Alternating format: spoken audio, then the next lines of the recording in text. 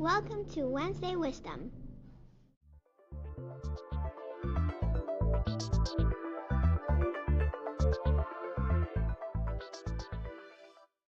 Good morning.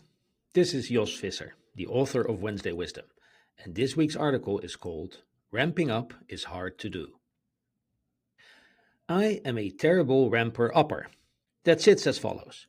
As a senior engineer, your effectiveness is dependent on three things: your detailed knowledge of the technical architecture, with all of its quirks and anachronisms, your extensive hands-on experience with the infrastructure, and your deep network of key people in the company. As a new senior engineer, you don't have any of these things. But here is what you do have: lots of expectations loaded upon you. This mismatch between expectations and your ability to deliver can get you into trouble. For most of my career, ramping up was not much of a problem because architectures and infrastructures were much simpler than they are today. Typically, a basic knowledge of the operating system, TCP/IP, the programming language, and maybe some database stuff was more than enough to get you going pretty much everywhere. That all changed when big tech came along and the size and complexity of the systems exploded. When I started at Google, this was not just the biggest and most complicated infrastructure I had ever worked with, it was easily 100 times bigger and 10 times more complicated than anything else I'd ever seen before. Fortunately, expectations were low, and it was made clear to me that Google didn't expect anything useful out of me for the first 3 months or so.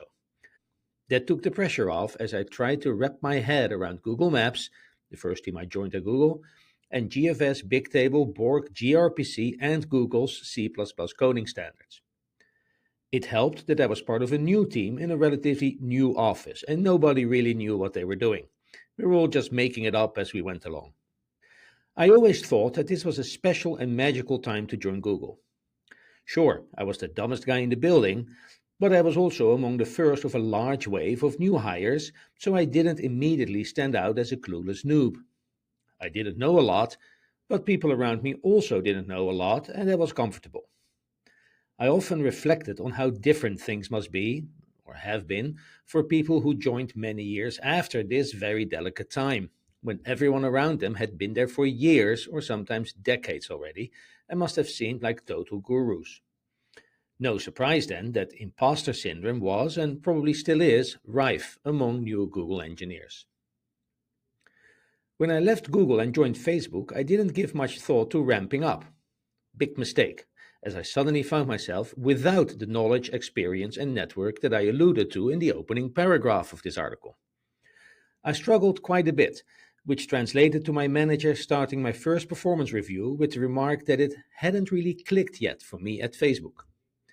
Fortunately, this was in the years before the current layoff fests, because I'm quite certain that, were this to happen today, I will be let go.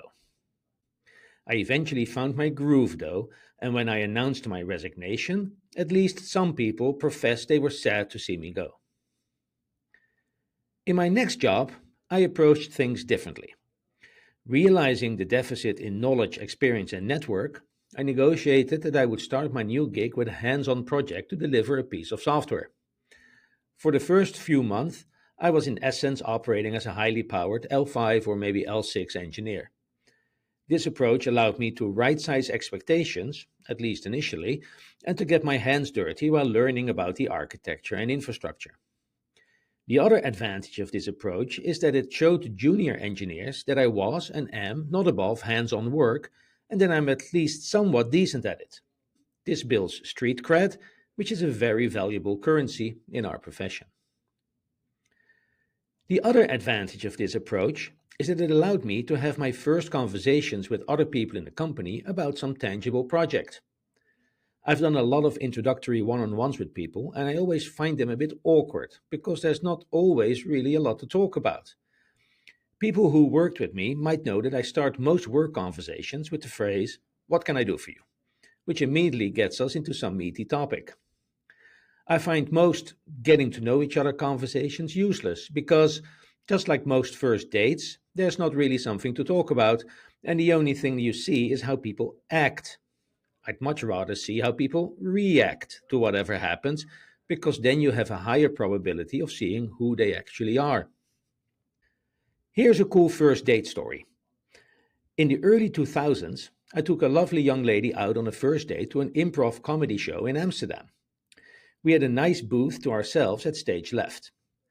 Halfway through the show, one of the actors walked up to us, followed by a camera, and did a little interview, which was projected onto the big screen on stage. Kinda awkward, but okay. The next thing that happened is that it turned out that they had filmed us all along, and in the next improvised skit, they showed footage from earlier that evening with the improv actors playing out a conversation between me and my date based on the information we had just given them. Awkward to the max.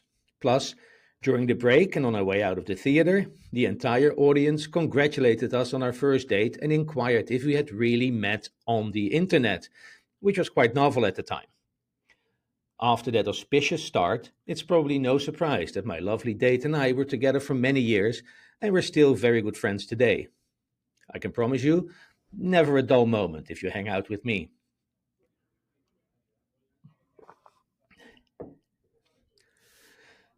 Back to business. Even for my introductory conversations, I would rather have a conversation about an actual project or problem than engaging in bloodless rehearsed niceties. Ramping up with an actual project, even if it's technically below your level, gives that opportunity. High expectations are a very specific ramp up problem that I haven't quite figured out yet.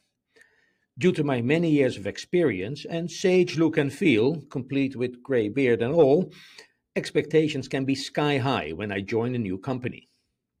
Not seldom is there the unrealistic expectation that, by virtue of many years of FANG experience, I will be able to turn around some sclerotic team, organization, or project. I can do that, and I have done that, but I find it hard to do unless I have a deep understanding of all aspects of the problem. In the past, I've compared this expectation with hiring a general and then after a month asking why we haven't invaded, insert favorite neighboring country, yet, and replaced their government with one ruled by our puppets.